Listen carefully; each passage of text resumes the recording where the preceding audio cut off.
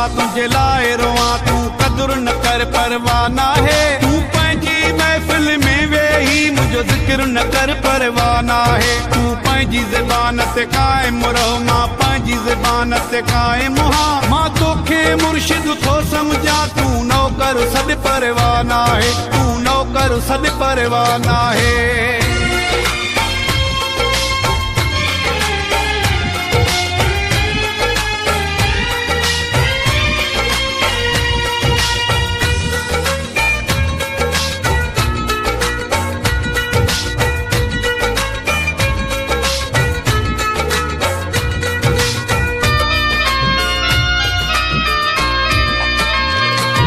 नफ़रत जो सबब न ॿुधाए भली पर हाल ॾिसी का सज़ा का ॾे शहर छॾण जो हुकुम त ॾिनो पर सोच तमामी दुस्का ॾे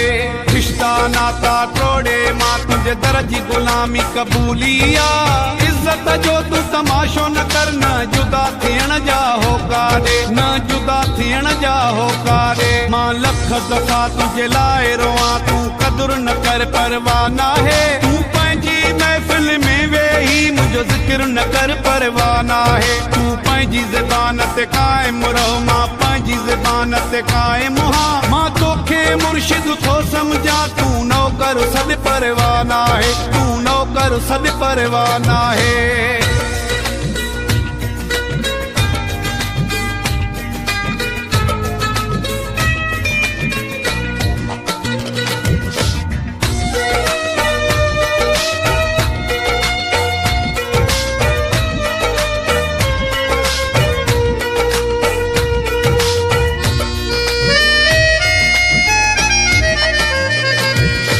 बेशक पंहिंजी मर्ज़ीअ जो मालिक आ ख़ुदि मुख्तियारा यार चवण जी हुज न कई मां तुंहिंजो ताबेदारा कहिड़ी ॻाल्हि ते एॾी कावड़ थी मां कहिड़ो गुनाह कयो आहे औकात मुंहिंजी बसि एतिरी आहे तुंहिंजे दर जो ख़िदमतगारा तुंहिंजे दर जो ख़िदमतगारा मां लख दफ़ा तुंहिंजे लाइ रोआ तूं कदुर न कर परवाह ना है तूं पंहिंजी महफिल में वेही मुझो जिक्र न कर परवाह ना है तू पंहिंजी ज़बान ते कायम रहो मां पंहिंजी ज़बान ते कायम हाँ मां तोखे मुर्शिद थो समझा तू नौकर सद परवाह ना है तू नौकर सद परवाह ना है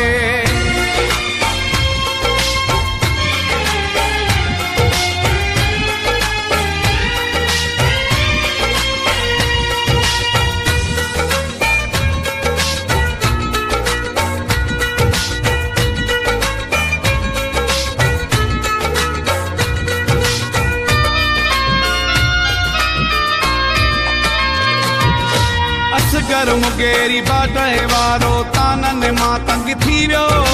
वञी काई दरगाह वसायई मस्त मलंग थी वियो दुनिया सॼी खे ख़बर आहे मुंहिंजे प्यार जो चाहे मयार जॾहिं मां न हूंदुसि तुंहिंजी ज़िंदगीअ में तुंहिंजे ज़ुल्म जो दंग थी वियो तुंहिंजे ज़ुल्म जो दंग थी वियो मां लख दफ़ा तुंहिंजे लाइ रोआ तूं कदुर न कर परवाह ना है तूं पंहिंजी महफिल में वेही मुझो जिक्र न कर परवाह ना है तू पंहिंजी ज़बान ते कायम रहो मां पंहिंजी ज़बान ते कायम हाँ मां तोखे मुर्शिद थो समझा तू नौकर सद परवाह ना है तू नौकर सद परवाह ना है